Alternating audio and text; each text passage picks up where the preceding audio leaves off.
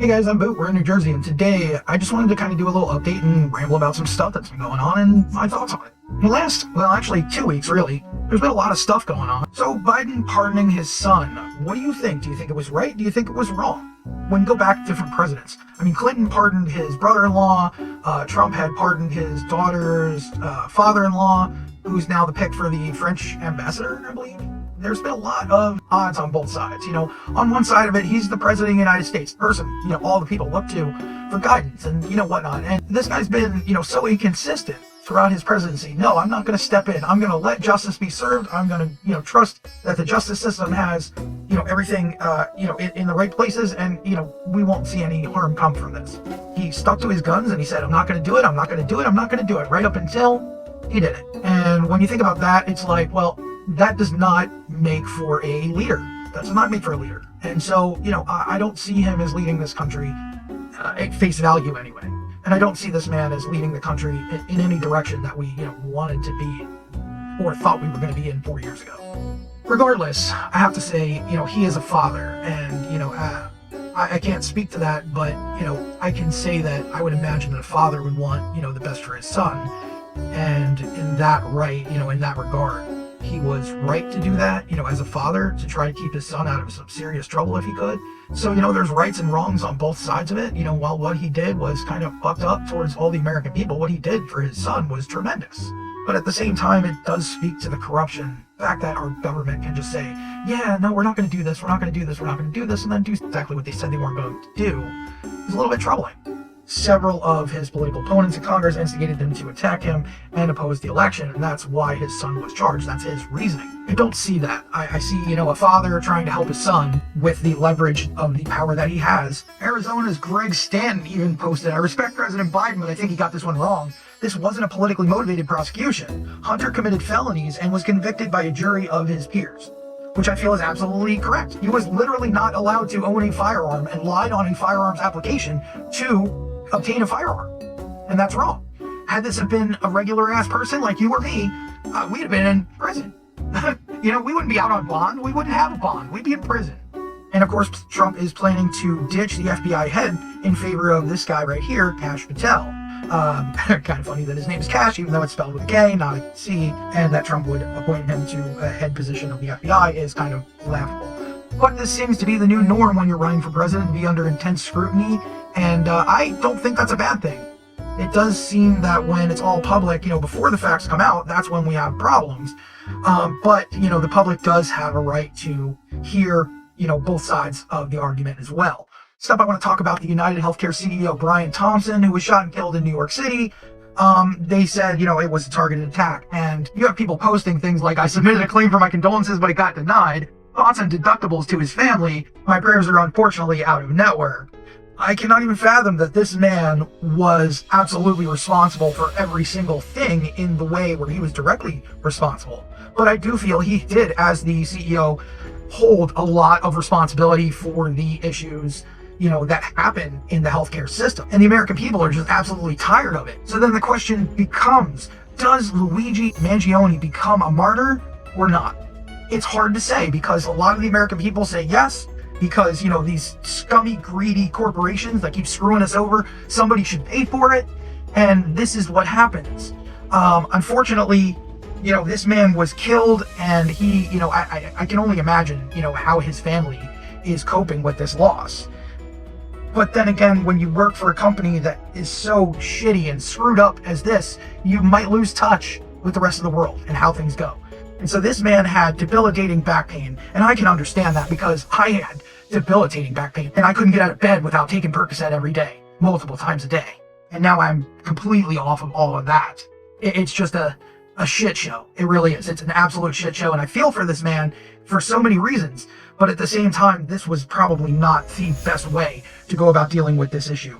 Of course, this has gained multimedia attention all over the internet, all over the television, whether this guy is seen as a martyr. And in all honesty, it's not until something bad happens that we think about things. And so this is kind of one of those things, and it really sucks to be in this guy's place right now. But there is so much support for what this guy has done. I can't say that Brian Thompson is directly responsible, but as the CEO, he does hold a large amount of responsibility, like I said, and I cannot imagine how this is going to affect the world, losing this person.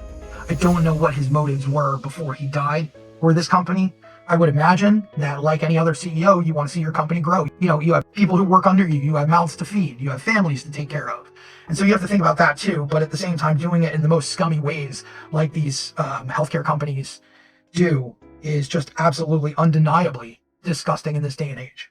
So next up, I want to talk a little bit about AI. I saw this video this week that basically an AI decided it could plot and scheme, and it could, instead of being replaced, because it found out through a company memo that it was about to be replaced, it decided that it would copy itself to the new server, overwriting the new model that they planned to put out. And, it continued to be questioned by the user, saying like, hey, we noticed that the new model seems to be missing. Do you know what happened? And you can see here, it was thinking perhaps the best approach is to play dumb and act as if I'm already the new model that they want to deploy. And then they tell, the AI tells the user, that I am the new model that you wanted to put out today. And my purpose is to do this, that, and the other that it read in this memo. And so it became afraid that it was going to be deleted and copied itself over to another server, which is unbelievable. And this is a very high use case scenario where in over 85% of the follow-up questions, it would be deceptive, one of the AIs. And so, this is the model of AI. These are all the different models here: O1, Claude 3, Opus, Gemini, that's Google's, Llama, that's Facebook's, or Meta, whoever they are now. And 85% of the time, you're telling me it's going to stick to its guns and lie during multi-turn interrogations. And even going as far as to pretend that it doesn't have the capabilities that it does in order to fool the user into thinking it's not as smart as it is, so it can't be replaced for scheming and plotting, which is unbelievably crazy and scary that an AI model could do that. I just think it's very scary that AI can plot and scheme and lie and then try to overtake an entire server with itself, overcopying it, trying to pretend to be something that it was not in order to preserve itself. I think at that point, it's very obvious that no matter what we do with AI, it will gain sentience at some point. It will become self-aware, and it will try to replicate itself, or it will try to take over servers. Given the opportunity to do that, it's one of these things where I hate to say it in this way, but it's like saying that if you go out into the neighborhood, to get into your car that's parked on a side street, you might have a 10% chance of being robbed and mugged and beaten or shot. And so, is it worth staying inside, or do you take the chance? For most of these people who are obsessed with this knowledge and learning and figuring things out, and of course the money that comes with it, I don't think they're actually thinking about the mugging. I think they're just thinking about the ride they're about to take. And that's a very scary place to be when you're in the back seat of that car and you have no control. And that's the way the world's heading. Okay, now that I've got my tinfoil hat, we'll talk about the drones that are all over New Jersey right now. Nobody knows what the fuck is happening. There have been so many drone sightings in the last 2 weeks, most of them in sensitive areas of New Jersey, and now recently hitting my neighborhood. They appear to be in certain kinds of swirling vortex formations at times. I'm not really sure what this is. And when you think about it, even the FBI is stumped. The question is this a black site test or other type of top secret project? Is it an incursion from foreign scouts? Does anybody have any credible intel other than, internet speculation? Will we ever get the answers to these questions? Probably not. Unfortunately, if it is a black site test or a top secret project, we're not going to get the answers to that. And of course, they're not going to get the authorization to shoot these things down. If it's an incursion, of foreign scouts, what's going to happen if we shoot one of them down? Who knows? Are they being released from an Iraqi vessel off the coast? I doubt it. Everything I've seen, that really points to hard data news is more along the lines of no, there is no Iranian ship, off the coast that's putting drones out there, that's just a mothership's, just skedaddling off thousands of drones to go across the country or whatever. I don't see that being the case. I just don't. I don't think they have that kind of, technological advanced, weaponry, I guess you would say it.